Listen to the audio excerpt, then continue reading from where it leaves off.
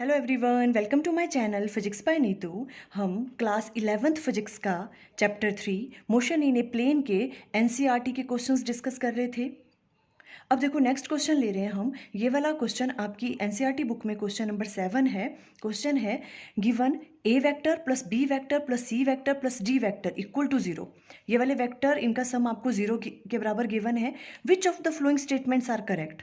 नीचे कुछ statements write down की हुई हैं, आपको बतानी है उनमें से कौन सी स्टेटमेंट करेक्ट है और कौन सी इनकरेक्ट है। ठीक है, ओके। अब देखो फर्स्ट वाली है आपके पास A B C and D must each be a null vector. अगर इन सभी वेक्टर्स का सम जो है 0 के बराबर है तो ये कह रहे हैं कि जो A vector B vector and C and D vector जो है ना, ये नल वेक्टर होने चाहिए, तभी ये चीज़ पॉसिबल है। देखो ये तो ट्रू नहीं है ना, बिकॉज जितने भी ये वाले वेक्टर हैं ये एक केस हो सकता है कि हाँ अगर वो नल वेक्टर होंगे सारे तो भी उनका सम 0 होगा, है ना। पर ये पूरी कंडीशन नहीं है कि ये सभी वेक्टरों का सम तभी इक्वल टू 0 होगा अगर वो सारे के सारे नल वेक्टर होंगे। क्योंकि देखो ये 4 के 4 वेक्टर हैं, ये क्या कर सकते हैं, एक लाइन में भी तो लाई कर सकते हैं, स्ट्रेट लाइन में, तो भी उनका सम 0 हो सकता है ना। मे बी वो अपोजिट डायरेक्शन में हो तो उनका सम 0 आ जाएगा। ये भी हो सकता है कि अगर वो एक लाइन में लाई नहीं कर रहे हैं तो वो एक ही प्लेन में लाई कर रहे हो, है ना। मे बी वो पैरेललोग्राम बना रहे हो, मे बी वो रेक्टेंगल बना रहे हो, और उस वजह से भी क्या हो रहा है, उनका जो रिजल्टेंट आ रहा है वो क्या आ रहा है, 0 आ रहा है। वो एक दूसरे के इफेक्ट को कैंसिल आउट कर रहे हो, है ना। तो ये वाली जो फर्स्ट वाली स्टेटमेंट है ये तो इनकरेक्ट होगी, मीन्स फॉल्स है ये, है ना। ये जरूरी नहीं है कि सारे के सारे वेक्टर जो हो वो क्या होने चाहिए, नल वेक्टर होने चाहिए, तभी उनका सम 0 आएगा। Clear, okay. तो देखो सेकंड वाले में क्या है, the magnitude of a plus c equal the magnitude of b plus d. ये चीज ट्रू है। देखो कैसे, हमें गिवन क्या है, A plus B plus C plus D equal to 0 के बराबर गिवन है आपको, है ना। तो ये क्या कह रहे हैं, ए प्लस सी। देखो अगर यहां से आप देखो तो ए प्लस सी किसके बराबर आएगा, माइनस बी प्लस डी के बराबर। बी और डी उधर जाएंगे तो बाहर माइनस आ जाएगा इसके बराबर, है ना। तो ये क्या कह रहे हैं, देखो अगर मैग्नीट्यूड हम लें तो देखो इसका मैग्नीट्यूड तो इसके बराबर ही है ना। मैग्नीट्यूड की अगर हम बात करें तो ए प्लस सी का मैग्नीट्यूड किसके बराबर है, बी प्लस डी के मैग्नीट्यूड के बराबर ही है। यही ये चीज बोल रहे हैं, है ना। और ये चीज तो हम इस तरह से हम राइट डाउन कर सकते हैं, तो इट मीन्स ये वाली स्टेटमेंट जो है वो ट्रू है। क्लियर इसमें, ओके। थर्ड वाले में देखो, the magnitude of A can never be greater than the sum of magnitude of b C and d. क्या कह रहे हैं ये देखो, जो मैग्नीट्यूड, अगर ए का जो मैग्नीट्यूड है वो कभी भी ग्रेटर देन नहीं हो सकता है, किससे, अगर हम इन सब का जो मैग्नीट्यूड है वो अलग अलग लें और उनका सम कर दें। ठीक है, इस वाले को देखो हम अंडरस्टैंड करते हैं यहाँ पे किस तरह से, क्या कह रहे हैं। देखो ये हमें करना क्या है, देखो वी हैव टू, हमें प्रूव क्या करना है, पहले हम वो राइट डाउन कर रहे हैं। अगर वी हैव टू प्रूव, हमें प्रूव क्या करना है, पहले देखो वी हैव टू प्रूव, क्या राइट डाउन किया है यहाँ पे इन्होंने, the magnitude of A can never be, magnitude of A, magnitude of A हुआ ये वाला, magnitude of A can never be greater than, कभी भी बड़ा नहीं हो सकता है, इट मीन्स ऑलवेज छोटा होगा। यही बात, यही मतलब हो रहा है इसका, magnitude of A can never be greater than means बड़ा नहीं होगा, छोटा होगा, किससे, the sum of magnitude of, the sum of magnitude of किस किस का, बी प्लस सी प्लस डी वेक्टर। ये चीज हमें प्रूव करनी है, we have to prove this one. अब देखो ये वाली चीज हमें प्रूव करनी है, हमें गिवन क्या है, देखो गिवन क्या है हमें, A vector plus B vector plus C vector plus D vector equal to 0 के बराबर गिवन है। ये वाली बात क्लियर है, ओके। अब यहां से हम देखो क्या चीज राइट डाउन कर सकते हैं, ए वेक्टर इक्वल टू किसके बराबर हो सकता है, minus of b vector plus C vector plus D vector. ये वाली चीज अगर हम सबको राइट हैंड साइड में ले जाते हैं तो हम ऐसे राइट डाउन कर सकते हैं इसे, ओके, कोई प्रॉब्लम नहीं है। अब देखो अगर हमने क्या करना है, इसका मैग्नीट्यूड लेना है, ठीक है, ये चीज प्रूव करनी है ना हमें, हम मैग्नीट्यूड ले रहे हैं तो देखो इसका मैग्नीट्यूड किसके बराबर होगा, देखो इस पूरे के मैग्नीट्यूड के बराबर। देखो ए का जो मैग्नीट्यूड है ना, वो किसके बराबर होगा, इक्वल है ना ये, तो इसको हम राइट डाउन कर सकते हैं बी वेक्टर प्लस सी वेक्टर प्लस डी वेक्टर के मैग्नीट्यूड के बराबर होगा। कोई प्रॉब्लम यहाँ पे, है ना, इसका मैग्नीट्यूड इसके बराबर होगा, यहाँ तक कोई प्रॉब्लम नहीं है। ओके, अब नेक्स्ट देखो, हम राइट डाउन करेंगे यहाँ पे वी नो। हमने जो लास्ट वाला क्वेश्चन किया था ना, उसमें हमने ये वाली चीज़ प्रूव भी की थी। हमने क्या कहा था, अगर इस तरह से हो कोई, देखो a प्लस बी, ये आपके पास कोई रिजल्टेंट था, है ना, a प्लस बी, इसका मैग्नीट्यूड जो है वो ऑलवेज लेस देन और इक्वल टू होता है अगर हमें ऐसे राइट डाउन करना है, a वेक्टर का मैग्नीट्यूड प्लस b वेक्टर का मैग्नीट्यूड। ये चीज़ हमने प्रूव भी की हुई है ना, वी नो दिस थिंग। ठीक है, तो इसका यूज़ करेंगे अभी हम यहाँ पे। अब देखो यहाँ पे आ जाओ फर्स्ट इसी वाले पे। देखो ये क्या है आपके पास, a का मैग्नीट्यूड इक्वल टू b का vector plus c vector plus d vector, इसका मैग्नीट्यूड। ये चीज़ हमने ऐसे राइट डाउन कर ली। ओके, अब हमें पता है ये वाली चीज़ लेस देन और इक्वल टू होती है इसके। ठीक है, तो इस वाली चीज़ को यहाँ पे कंपेयर करके चलो। ठीक है, यहाँ पे देखो a प्लस बी वैक्टर था, है ना, यहाँ पे b प्लस सी प्लस डी वैक्टर है ना, ये लेस देन और इक्वल टू होता है। मीन्स ये वाली चीज़ हम राइट डाउन कर सकते हैं लेस देन और इक्वल टू। ये वाली चीज़ अगर इस फॉर्म में राइट डाउन करनी है, यहाँ पे क्या राइट डाउन किया हमने, a वेक्टर इंडिविजुअल इसका मैग्नीट्यूड प्लस b वेक्टर का मैग्नीट्यूड। तो ये वाली चीज़ अगर हम यहाँ देखें तो ये लेस देन और इक्वल टू होगा। अगर हम ये वाली चीज़ यहाँ पे अप्लाई करें तो इसे हम राइट डाउन कर सकते हैं लेस देन और इक्वल टू b वेक्टर का मैग्नीट्यूड प्लस c वेक्टर का मैग्नीट्यूड प्लस d वेक्टर का मैग्नीट्यूड। ऐसे राइट डाउन कर सकते हैं इसको। ये वाली चीज़ देखो, ये वाली चीज़ लेस देन और इक्वल टू थी इसके, वैसे ही ये वाली चीज़ लेस देन और इक्वल टू हम ऐसे राइट डाउन कर सकते हैं। हमें ये चीज़ पता है, क्लियर। ओके, अब देखो ध्यान से, तो ये वाली चीज़ लेस देन और इक्वल टू है किसके, ये इसके बराबर है, ये तो a मैग्नीट्यूड के बराबर है, तो हम ऐसे राइट डाउन कर सकते हैं a वेक्टर, ये वाली चीज़ इज लेस देन और इक्वल टू, बिकॉज ये इसके बराबर ही तो है ना, तो हम a वेक्टर का मैग्नीट्यूड लेस देन और इक्वल टू किसके बराबर आ गया, b वेक्टर का मैग्नीट्यूड प्लस c वेक्टर का मैग्नीट्यूड प्लस d वेक्टर का मैग्नीट्यूड। यही चीज़ तो हमें प्रूव करनी थी, we have to prove this one, ये वाली चीज़ कि इसका मैग्नीट्यूड लेस देन होगा इन सब से। हाँ, तो ये वाली चीज़ प्रूव कर दी, प्रूव्ड, है ना। इट मीन्स ये वाली स्टेटमेंट क्या है, करेक्ट है। ये वाली स्टेटमेंट देखो क्या कहा इन्होंने, the magnitude of A can never be greater than, कभी भी बड़ी नहीं हो सकती, ऑलवेज उसका मैग्नीट्यूड क्या होगा, कम होगा, किससे, the sum of magnitude of b plus C plus d. इस तरह से स्क्रीनशॉट लेना होगा तो आप यहाँ से ले लेना। ये सी वाला पार्ट आपको अच्छे से क्लियर हो गया। अब देखो नेक्स्ट पार्ट करते हैं डी वाला। इसमें देखो ये क्या कह रहे हैं, b plus C must lie in the plane of a and d। b plus C जो है वो किस में लाई करना चाहिए, लाई ऑन द प्लेन जिसमें a एंड d लाई कर रहे हैं। If a and d are not collinear, अगर a एंड d जो है कोलिनियर नहीं है, देखो ये देखना है हमने कि ट्रू है कि नहीं है। देखो हमें क्या प्रूव करना है, हमें ये वाली चीज़ देखनी है कि अगर ये इक्वल टू ज़ीरो है तो क्या ये जो चीज़ ये कह रहे हैं स्टेटमेंट, ये ट्रू है या फॉल्स है। ठीक है, ये क्या कह रहे हैं, देखो कि जो b प्लस सी है वो लाई करना चाहिए किस प्लेन में, lie in the plane of a and d, a and d के प्लेन में लाई करना चाहिए अगर a एंड d कोलिनियर नहीं है। क्या कह रहे हैं ये कि a एंड d जो है, देखो ये चीज़ कब कब पॉसिबल हो सकती है, या तो ये क्या हो, जितने भी जो वेक्टर हैं वो क्या कर रहे हैं, वो कोलिनियर हो, मीन्स एक ही लाइन में लाई कर रहे हो, है ना। हो सकता है कि दो की डायरेक्शन अलग हो, दो की अलग हो, है ना, उनका रिजल्टेंट क्या हो रहा है, कैंसिल आउट हो रहा है ना, इस तरह से हो सकता है ना। तो ये कह रहे हैं कि अगर ये कोलिनियर नहीं है, कौन कौन से वेक्टर, a एंड d अगर कोलिनियर नहीं है, फॉर एग्जांपल कैसे भी ले लो, जैसे कि मान लो ये a है, ठीक है, और ये वाला वेक्टर कोई आपके पास d है, ठीक है, a एंड d ये कोलिनियर नहीं है ना, कोलिनियर तो एक लाइन में होते हैं। मान लो ये वेक्टर कुछ इस तरह से हैं, तो अगर अब इस कंडीशन को ट्रू होना है, ठीक है, तो जो b प्लस सी है वो क्या करना चाहिए, इसी प्लेन में लाई करना चाहिए, तभी हम ऐसे राइट डाउन कर सकते हैं a vector plus b vector plus c vector plus d vector equal to 0, है ना, तभी हम ये चीज राइट डाउन कर सकते हैं। अगर देखो अगर a एंड d ये कोलिनियर नहीं है ना, कोलिनियर नहीं है, तो जो b प्लस सी है, अब b प्लस सी तो बच गया, है ना, तो जो b प्लस सी है ये कहाँ पे लाई करना चाहिए, इसी प्लेन में लाई करना चाहिए। मे बी वो पैरेललोग्राम बने, वो रेक्टेंगल बने, ठीक है, तब क्या होगा, उनका जब हम सम लेंगे तो वो क्या हो सकता है, 0 के बराबर, अगर एक प्लेन में लाई करेंगे। अगर b प्लस सी किसी दूसरे प्लेन में हो, फिर हम क्या उनको ऐड करें यहाँ पे, तो क्या आंसर 0 आएगा, तब आंसर 0 नहीं आएगा, है ना। तो हम क्या कह रहे हैं, देखो आप चीज समझ रहे हो क्या कहना चाह रही हूं मैं, क्या कह रहे हैं, देखो कि अगर वेक्टर कौन कौन सा a एंड d कोलिनियर नहीं है, ठीक है, कोलिनियर नहीं है मीन्स एक लाइन में लाई नहीं कर रहे हैं, इस तरह से नहीं है, जैसे कोलिनियर होते तो एक लाइन में, जैसे ये ए है और डी है, ठीक है, ऐसे नहीं है ये कोलिनियर नहीं है, तो मीन्स कहीं इस तरह से होंगे, ठीक है। अगर ये इस तरह से वेक्टर हैं तो अगर ये कंडीशन प्रूव करनी है, ट्रू करनी है, ठीक है, तो जो बी प्लस सी वेक्टर है उसको इस वाले प्लेन में ही लाई करना पड़ेगा। यस ट्रू, इसी प्लेन में लाई करना पड़ेगा, तभी तो उनका सम क्या होगा, 0 के बराबर होगा वो, अगर एक प्लेन में होगा।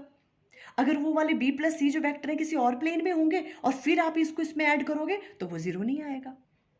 तो ट्रू है ये वाला, if a and d are not collinear, अगर ये कोलिनियर नहीं है देन बी प्लस सी को क्या होना पड़ेगा, must lie in the plane of A and D, B plus C को उसी प्लेन में लाई करना पड़ेगा जिसमें ए एंड डी है, तभी ये वाली चीज जो है वो ट्रू होगी, है ना। और ये कह रहे हैं कि भी, तो हाँ ये वाली चीज, तो ये वाली जो स्टेटमेंट है ये करेक्ट है, तभी ये वाली चीज इक्वल टू 0 आएगी। Clear, okay. नेक्स्ट देखो, इफ, नेक्स्ट उन्होंने पूछा था and in the line of A and d if they are collinear, अगर ए एंड डी कोलिनियर है तो बी प्लस सी कहां लाई करेगा, उसी लाइन पे करेगा। And in the line of, कौन सा, b plus c, in the line of A and d if they are collinear, कौन कोलिनियर, ए एंड डी, ठीक है। तो हम सेकंड वाले केस में देखो, if a and d are collinear, जैसे मान लो ए एंड डी ये कोलिनियर है, एक ही लाइन पे लाई कर रहे हैं, ठीक है, तब ये वाली स्टेटमेंट कैसे ट्रू होगी, ये तब भी ट्रू होगी अगर जो बी प्लस सी है वो भी इसी लाइन में लाई करे, है ना। वो मे भी ऐसे करे, देखो यहाँ पे ऐसे बी आ गया, यहाँ पे सी आ गया, ठीक है, मैग्नीट्यूड में ये सेम है और अपोजिट डायरेक्शन तो कैंसल आउट हो जाएंगे, तो हम इस तरह से राइट डाउन कर सकते हैं, A plus B plus C plus D equal to 0। यही ये कह रहे हैं, है ना, कि अगर ए एंड डी कोलिनियर है तो जो बी प्लस सी है उसको कहाँ लाई करना पड़ेगा, इसी लाइन पे लाई करना पड़ेगा। यस ट्रू, तो ये भी ट्रू है ना। तभी तो देखो b plus c equal to किसके बराबर है, यहाँ से माइनस ए प्लस डी के बराबर, मैग्नीट्यूड इन दोनों के क्या है, सेम है, तो एक ही लाइन में अगर लाई करेंगे तो इनका सम को हम क्या राइट डाउन कर सकते हैं, इक्वल टू 0। तो ये वाली स्टेटमेंट भी क्या है, ट्रू है। ये वाली चीज़ आपको अच्छे से अंडरस्टैंड हुई, क्लियर है ना। अगर वो कोलिनियर नहीं है तो एक प्लेन में लाई करना पड़ेगा सबको, बी प्लस सी को ए एंड डी के, और अगर ए एंड डी क्या है, कोलिनियर है, तो बी प्लस सी को क्या करना पड़ेगा, उसी लाइन पे लाई करना पड़ेगा, तभी हम राइट डाउन कर सकते हैं ये वाली चीज़। तो ट्रू है, यही चीज़ ट्रू है, तो ये वाली स्टेटमेंट भी ट्रू हो गई। क्लियर। अब देखो नेक्स्ट क्वेश्चन है ये वाला आपकी बुक में क्वेश्चन नंबर 8 है, बहुत इजी क्वेश्चन है। देखो 9th क्लास में भी आपने ऐसे क्वेश्चन किए होंगे। 3 girls skating on a circular ice ground of radius 200 metre. एक सर्कुलर आइस ग्राउंड है जिसका रेडियस आपको गिवन है 200 metre. Start from a point p से स्टार्ट किया उन्होंने स्केट करना, ठीक है, on the edge of the ground and reaches a point q, p से स्टार्ट किया और वो क्यू पे जाके रीच करी, ठीक है। और ये जो P एंड Q ये कैसे हैं, डायमेट्रिकली अपोजिट है, ये P वाला Q वाला पॉइंट P से डायमेट्रिकली अपोजिट है, मीन्स इस तरह से गए हैं, ये P का अपोजिट ये वाला, यहाँ पे Q पॉइंट है। ये फिगर भी आपको गिवन है, ठीक है, क्वेश्चन में आपके पास ये फिगर भी गिवन है। Following different path as shown in figure, तीनों गर्ल्स ने डिफरेंट पाथ फॉलो किए हुए हैं। ए वाली गर्ल P से Q तक कैसे रीच करी, यहाँ से गई। B वाली गर्ल डायरेक्ट गई यहाँ से P से Q, ये वाला ही पाथ फॉलो किया उसने। और सी वाली और भी घूम फिर के गई, फिर यहाँ पहुंची। Clear, okay. अब क्या पूछ रहे हैं, देखो ये, what is the magnitude of the displacement vector for each. आप तीनों गर्ल्स के लिए बताओ कि डिस्प्लेसमेंट वेक्टर की वैल्यू क्या होगी। सिंपल सा क्वेश्चन है। देखो डिस्प्लेसमेंट वेक्टर कौन सा हुआ इसमें, ये पी क्यू। डिस्प्लेसमेंट क्या होती है, shortest distance between initial and final position. Initial position P है और क्यू क्या है, फाइनल पोजीशन। तो डिस्प्लेसमेंट वेक्टर क्या हुआ, इनके बीच का शॉर्टेस्ट डिस्टेंस, तो यही वाला है पी क्यू, है ना। तो डिस्प्लेसमेंट वेक्टर क्या आ गया, पी क्यू वेक्टर। आपको इसका मैग्नीट्यूड फाइंड आउट करना है ना। What is the magnitude of the displacement vector for each, सबके लिए डिस्प्लेसमेंट वेक्टर यही होगा। तो मैग्नीट्यूड ऑफ डिस्प्लेसमेंट वेक्टर हम इस तरह से राइट डाउन कर सकते हैं, इक्वल टू, इसकी वैल्यू पूछ रहे हैं ये आपको, है ना, मैग्नीट्यूड फाइंड आउट करना है। पी क्यू क्या है, देखो इस पूरे के पूरा जो आपके पास ये सर्कुलर ग्राउंड है, ठीक है, इसका जो ये वाला है पी क्यू, ये क्या हो रहा है, इसका डायमीटर होगा, है ना, यहाँ से यहाँ तक इसका डायमीटर है। तो डायमीटर और इक्वल टू किसके बराबर होता है, 2 टाइम्स ऑफ रेडियस। रेडियस की वैल्यू आपको गिवन है 200 मीटर, तो 2 टाइम्स ऑफ रेडियस हो गया, तो 2 इंटू रेडियस की वैल्यू 200 गिवन थी, 400 मीटर आ गया आपके पास डिस्प्लेसमेंट वेक्टर की वैल्यू। फर्स्ट वाला पार्ट सॉल्व हो गया। Clear, okay. नेक्स्ट देखो ये पूछ रहे हैं, for which girl is this equal to the actual length of the skate.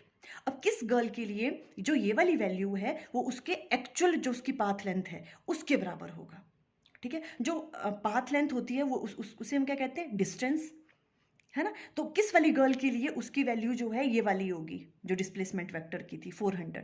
देखने से पता चल रहा है किस वाली, बी गर्ल का, है ना। अगर हम ए की बात करें तो ए का तो ज़्यादा होगा, देखो ऐसे घूम घूम के गई है यहाँ तक, है ना, तो उसकी वैल्यू तो 400 से ज़्यादा होगी।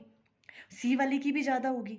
अब बी वाली तो डायरेक्ट पी से गई और क्यू पे रीच कर गई, देखो बी वाली गर्ल, है ना। तो जो उसका होगा, जो उसकी पाथ लेंथ होगी, जो जो उसने डिस्टेंस ट्रेवल किया, जो उसने टोटल पाथ लेंथ जो है वो कवर की, वो किसके बराबर होगी, मैग्नीट्यूड ऑफ डिस्प्लेसमेंट वेक्टर 400 के बराबर मीटर। ठीक है, बस इस तरह से आपको ये क्वेश्चन करना था। अब देखो नेक्स्ट क्वेश्चन लेते हैं। ये वाला क्वेश्चन आपकी एनसीईआरटी बुक में क्वेश्चन नंबर 9 है। देखो अच्छा है ये वाला क्वेश्चन भी, थोड़ा सा आपने ध्यान देना है इस पर, अदरवाइज ईजी है ये वाला भी। देखो, a cyclist starts from the centre o of a circular park of radius 1 kilometre. एक साइक्लिस्ट है जो ओ से स्टार्ट किया उसने साइकिल करना, ठीक है, ऑफ ए सर्कुलर पार्क, इस तरह से एक सर्कुलर पार्क है, ठीक है, और इस सर्कुलर पार्क का रेडियस आपको गिवन है 1 kilometre. Reaches the edge p, उसने यहाँ से स्टार्ट किया साइकिल करना और इस एज पे पी पे वो रीच किया, ठीक है। Then cycle along the circumference, फिर वो सर्कमफ्रेंस क्या होती है, ये वाली चीज़, है ना। फिर उसने सर्कमफ्रेंस पे इस तरह से चढ़ना स्टार्ट किया उसने सेंटर से, और यहाँ पहुँच गया पी पे, फिर उसने सर्कमफ्रेंस पे इस तरह से जो है वो मूव करना स्टार्ट किया, ठीक है। Then cycle along circumference and return to the centre along q o, और उसके बाद सेंटर पे वो वापस आ गया। ये वाली जो फिगर है ना वो आपको क्वेश्चन में गिवन है, ठीक है। यहाँ से यहाँ तक रीच किया वो, फिर वो ऐसे मूव किया क्यू पॉइंट तक, और क्यू से लेके ओ पे फिर वो दोबारा से कहाँ गया, जहाँ से उसने स्टार्ट किया था, ओ पॉइंट से स्टार्ट किया था, ओ पे वो रीच कर गया सेंटर पे, ठीक है। ये वाली चीज़ आपको गिवन है, ओके। अब ये क्या कहना है, देखो, if the round trip takes 10 minutes, what is the, ये 3 थिंग्स हैं आपको वो फाइंड आउट करनी है। अगर ये राउंड ट्रिप जो है, अगर ये पूरा ट्रिप यहाँ से लेके यहाँ तक गया, यहाँ से यहाँ रीच किया, क्यू से ओ पे दोबारा से रीच किया, इसको पूरा करने के लिए उसको कितना टाइम लग रहा है, 10 मिनट्स लग रहे हैं। एक तो आपको ये चीज़ गिवन है, और आपको साथ में क्या गिवन है, रेडियस गिवन है इस वाले, जो भी आपके पास ये सर्कुलर पार्क है, इसका रेडियस भी आपको गिवन है। आपको क्या क्या फाइंड आउट करना है, नेट डिस्प्लेसमेंट फर्स्ट। देखो नेट डिस्प्लेसमेंट तो बहुत इजी है। नेट डिस्प्लेसमेंट क्या होता है, shortest distance between initial and final position. देखो उसने ओ से ही स्टार्ट किया था, और वो यहाँ से घूम के यहाँ से यहाँ गया, पी से क्यू गया, क्यू से दोबारा से कहाँ गया, ओ पे, तो फाइनल पोजीशन भी क्या है उसकी, ओ ही है ना। तो नेट डिस्प्लेसमेंट क्या होगी, 0 हो गई, बिकॉज यहाँ से उसने स्टार्ट किया था, यहीं पे वो रीच कर गया। सेकंड देखो एवरेज वेलोसिटी, एवरेज वेलोसिटी भी 0 ही होगी। एवरेज वेलोसिटी क्या होता है, डिस्प्लेसमेंट डिवाइडेड बाय टाइम। जब डिस्प्लेसमेंट की ही वैल्यू 0 है, बिकॉज जहाँ से उसने स्टार्ट किया था वहीं पे आके वो रीच किया, है ना, तो एवरेज वेलोसिटी की वैल्यू भी 0 होगी, ओके। थर्ड वन देखो, average speed of the cyclist, हमें एवरेज स्पीड निकालनी है अब, कि उसकी एवरेज स्पीड कितनी थी। तो देखो इस वाले पार्ट को हम यहाँ पे कर रहे हैं, हमें एवरेज स्पीड निकालनी है, सी वाला पॉइंट कर रहे हैं हम, ठीक है। एवरेज स्पीड क्या होती है, total distance divided by time, है ना, ओके। अब जो वो साइक्लिस्ट है उसने ओ से स्टार्ट किया था, पहले ओ से वो पी गया, फिर पी से वो क्यू गया, फिर क्यू से ओ वापिस आया, ठीक है। अब एवरेज स्पीड होता है टोटल डिस्टेंस, तो देखो टोटल डिस्टेंस क्या क्या होगा, o p plus p q plus q o, ये पूरा डिस्टेंस है, डिवाइडेड बाय टाइम। टाइम कितना लगा था उसको पूरे राउंड ट्रिप में, 10 मिनट्स गिवन थे आपको, है ना, ये 10 मिनट्स इस तरह से निकलेगा, ओके। अब इसमें देखो ओपी की वैल्यू रेडियस के बराबर ही है ना, तो ये आपको गिवन है 1, तो 1 हो गया, प्लस पी क्यू की वैल्यू नहीं गिवन है, फाइंड आउट करनी है, बस यही वाला इस क्वेश्चन में वर्क है, प्लस क्यू ओ, ये भी क्या हो गया, भी इसका रेडियस ही हुआ, तो ये भी 1 के बराबर ही हो गया, ठीक है, डिवाइडेड बाय 10 मिनट्स है, ठीक है, और ये किलोमीटर में है, तो हम जो आंसर निकालेंगे किलोमीटर पर आवर में निकालेंगे, तो इसको चेंज कर दो आर में, ठीक है, 10 मिनट्स को करना है आर में चेंज, तो डिवाइडेड बाय 60 कर दो, इतने आर आ गया, क्लियर, ओके। अब ये आ गया आपके पास क्या, 1 + 1 कितना हो गया आपके पास, 2 plus p Q divided by 1/6, ये वाली चीज़ आ गई। अब हमारा मेन वर्क है, हमें पी क्यू की वैल्यू फाइंड आउट करनी है यहाँ पे, ठीक है। देखो अगर आप ध्यान से देखो तो जो ये पी क्यू है, देखो पूरी सर्कमफ्रेंस क्या हुई, यहाँ से लेके ये पूरी सर्कमफ्रेंस है इसकी, है ना, तो देखा जाए जो ये वाला पार्ट है ना, देखो ये 90 डिग्री का एंगल बन रहा है ना, ये है ना, तो है ना, 90 डिग्री का एंगल है, पूरा कितना है 360, तो ये जो ये वाला पोर्शन हुआ, ये क्या हुआ इस पूरी सर्कमफ्रेंस का 1/4 पार्ट, है ना। तो क्या हम इस तरह से राइट डाउन कर सकते हैं, देखो जो पी क्यू है वो क्या हो गया, सरकमफ्रेंस डिवाइडेड बाय 4। हम पी क्यू में देखो यहाँ पी क्यू की वैल्यू फाइंड आउट कर रही हूँ, पी क्यू किसके बराबर हो गया, circumference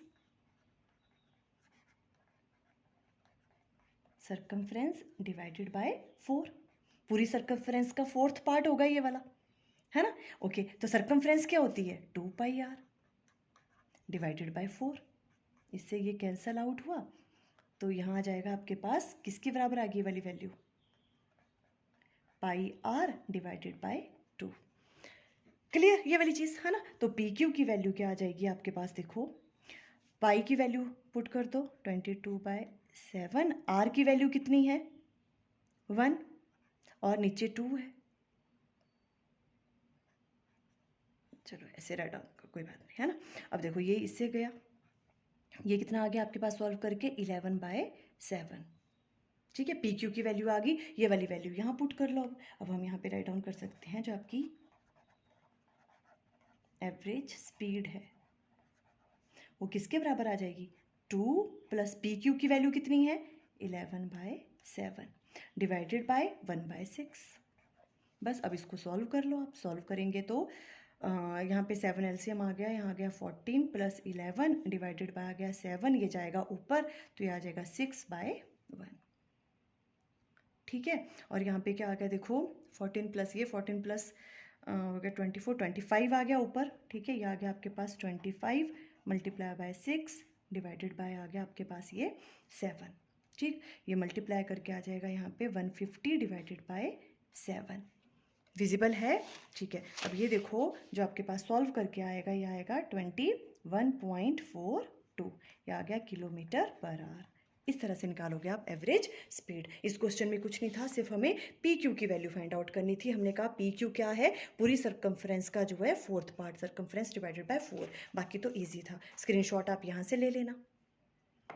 clear, okay, thank you.